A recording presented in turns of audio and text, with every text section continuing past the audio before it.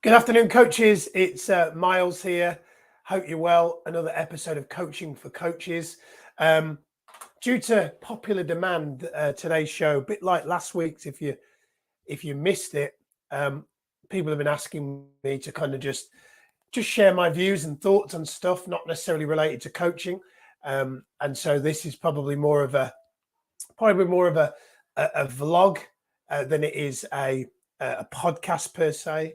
Um, Not really prepared anything for today's show other than just some notes around things I've been learning this week, things I've been hearing in other podcasts, and really just my interpretation of what those things mean, and hopefully the things that I'm going to share are in some way benefit to you.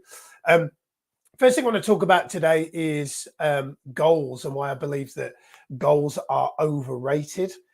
Um, I'm a big believer that, coming from the fitness background, that um, a lot of people, especially New Year, this time of year, a lot of people have goals, resolutions, etc. And health is definitely one of those areas. Um, and the gym that I'm in right now, very, very busy. And I know from experience that every February, March, it kind of goes quiet again. And if I ask myself the question, and I kind of already know the answer, why does that happen? I believe that it's because a lot of people start the year with good intention, with a goal to improve their health. And because they're so focused on the goal, um, and not the habits and the rituals behind it, it overwhelms them and they stop. And so the reason why I say I believe goals are overrated is because a goal can't happen if it doesn't have the habits and the rituals to make the goal happen. So as you watch this video, if you're a coach, if you're in our community, I make the assumption that you maybe are, this year in 2023, focus more on your habits and your rituals that are going to grow your business rather than the goal. So that doesn't mean don't have goals, like I want to make this much money and have this many clients, but instead focus more on what have you got to do to make that happen. So in our business academy, one of the things we work on is some very clear, specific weekly metrics, such as, how many posts have you got to put out? How many invitations have you got to do for people to trailer? How many trailers you got to deliver? And so on and so forth. Because all those things added up are ultimately what leads into what we call the lag indicator, which is the money and the clients and all that stuff. Same with fitness, right? You want to get in shape, great to have a goal. Even better to be clear about what the calories are that you need to eat. If you're a calorie tracker, I'm not a huge fan of that anymore, but what kind of food you need to eat, how many workouts you need to have per week, etc. Much better. So I feel goals are overrated. I think for me, 2023 is going to be more around habits. I have an accountability coach, and I specifically check in with him on my habits much more than my goals. If I share with you, I use an app called Way of Life, where I track my habits. And some of my important habits, which for me are really significant, things like dedicated time in the evening with my wife, Sati, dedicated time in the day with my daughter, Sage, meditation, learning, yoga, what time I'm going to get to sleep at night, messaging friends and family to check on them, reviewing my life vision, my life map, Bible study, checking my bank accounts, journaling, vocal warm-ups, family walk. These are the things that I'm more interested in following through on, because I know that if I do those things, it kind of doesn't matter to an extent what the goal is, because a lot is going to go right because the habits are right. So focus more on habits than you do on the goals. Speaking now about comparison, if you've never heard of this guy, I recommend him, whether you're a Christian or a religious person or not. He's a church pastor by the name of Stephen Furtick. I'm a big fan of his work as a Christian, but you don't need to be a Christian to be a fan of his. And I was listening to a video on him today talking about comparison. And I'm just going to share with you, I've literally got my notes on my phone every day. When I do any learning, I make notes on what I pick up. And I listened to this particular video that he talked about on comparison about 3 times, because I find it takes me a couple of listens to really get the message. You might see me, I've talked about comparison, but today I want to share my interpretation of Stephen Furtick's view on comparison. He said, anytime you have unbelief in your heart, you will try to perform to prove something that you don't really believe. He said, anytime you have unbelief in your heart, you'll try to perform to prove something that you don't really believe. And he goes on to say that the scientists call it the fraudulence complex, but most people will globally know it as imposter syndrome.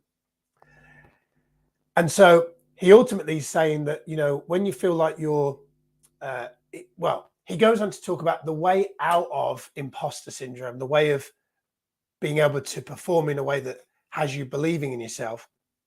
He said, when you do something to prove it, it takes the joy out of it. So, for example, he uses the example of posting something about your life on social media that is a persona version of the real you. So years ago, I used to do a video series called Miles More Motivation, and it was really popular. It had about 250,000 views online. But when I was doing those videos, a lot of the time that I was producing those videos, I was either really depressed or I was living really out of alignment. So what I mean by that is there were times where I would have been, I don't know, snapped at Sati to like hurry up out of the space because I've got to record this video. So I was effectively being pretty unkind to my wife because I was so conscious about wanting to get this video done that I would do it at the expense of my wife being able to just go about her day. And so the message that, going back to what Stephen Furtick says, is when you try to do something to prove it, it takes the joy out of it.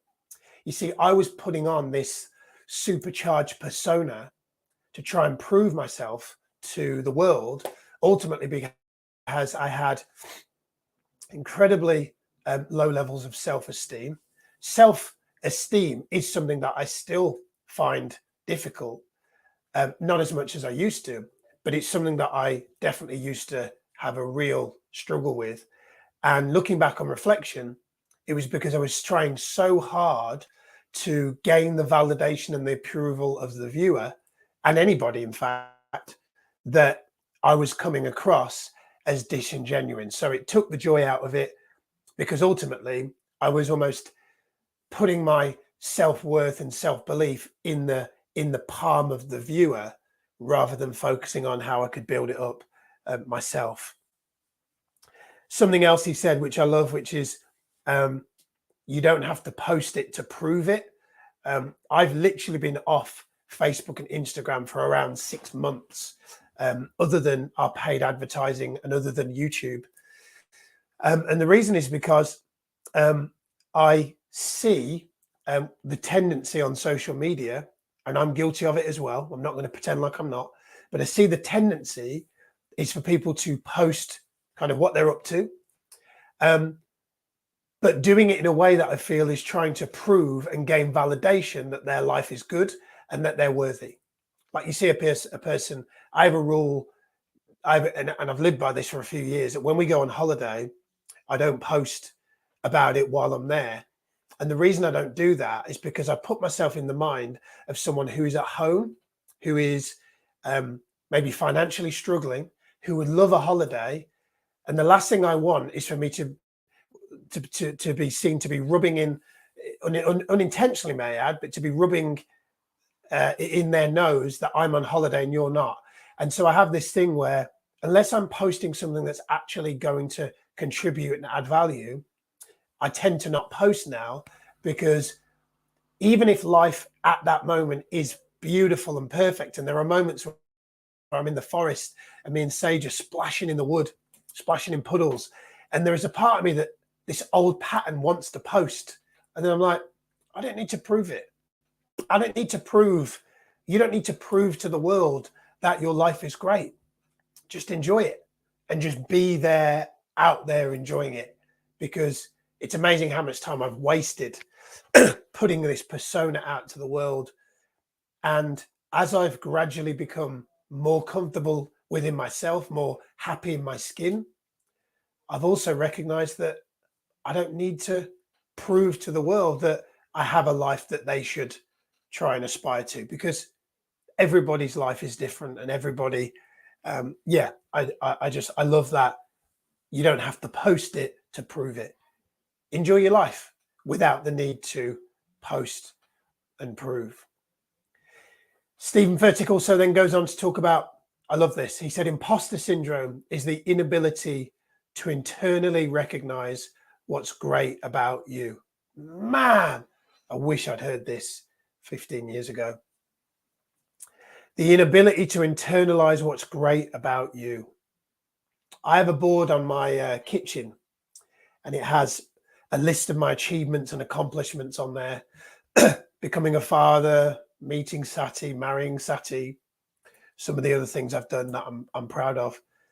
And that board is literally there to remind me to internalize what's great about me, because it doesn't actually come naturally to me to take pride in who I am, and what I'm about, and what I've achieved. And so I have to train myself to do that, to the point where I have a board in our kitchen to remind me that I'm enough, not compared to anybody else, but just so that I am able to step into a light or a greatness that I believe God has blessed me with, so that I can actually serve and help our audience. Because at the end of the day, what's the saying? Your playing small doesn't serve the world. I remember a time where I would play small, and I still sometimes get caught doing it, but it's a lot less than it used to be. So something to consider if you find that you find yourself comparing yourself, or you find yourself feeling like an imposter. Consider writing out on a big sheet of paper everything that you're proud of, putting it on a wall, and having it somewhere where you can see it every single day.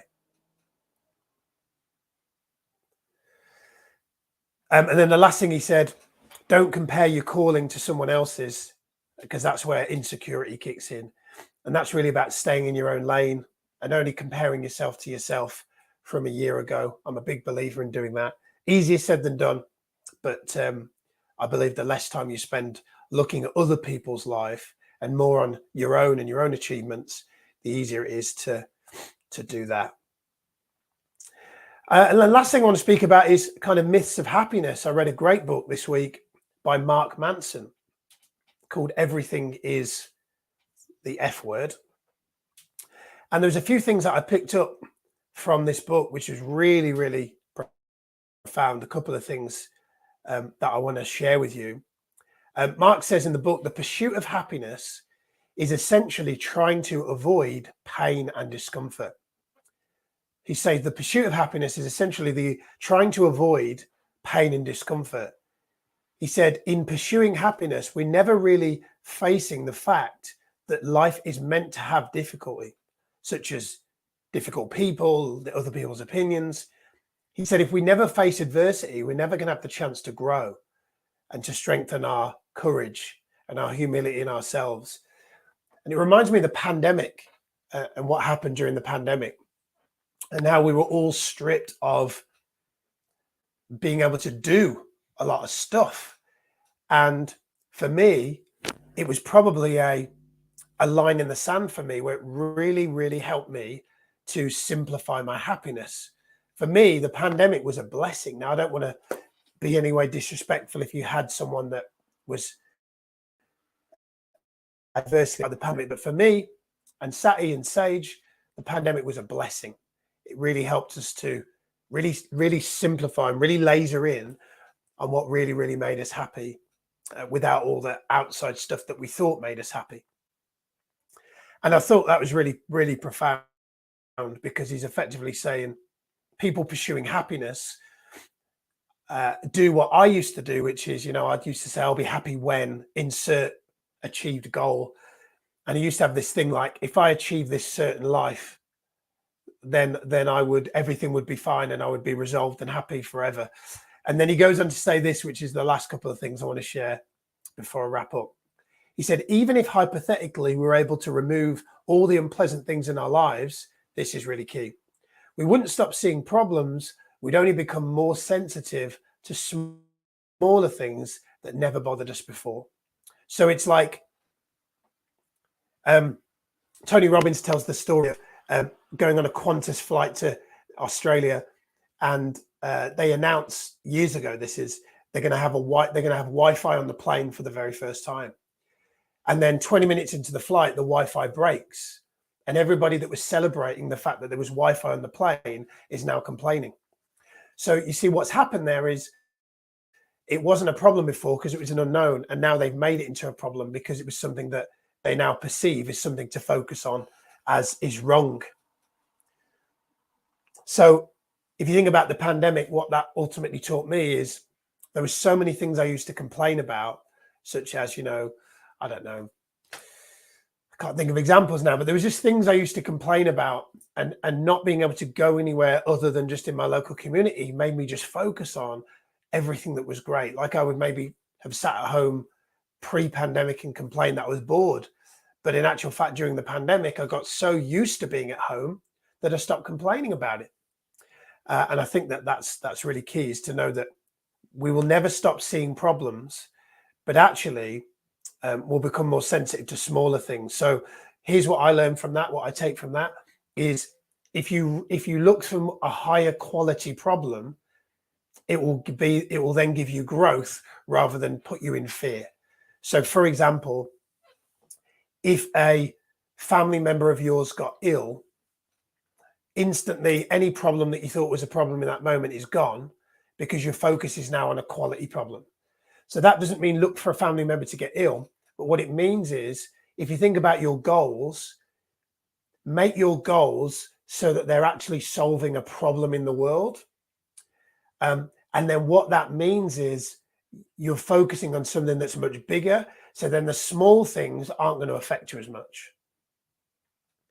And then the final thing he said is hoping for more happiness is a losing game, since the fewer difficulties we encounter, the more sensitive we become to smaller problems. Stop trying to eliminate problems and instead focus on being and spreading joy. Love that. That's a book by Mark Manson called Everything is F. I think you can get the gist of what the title of the book is. So that's it for today. I hope you've enjoyed this show.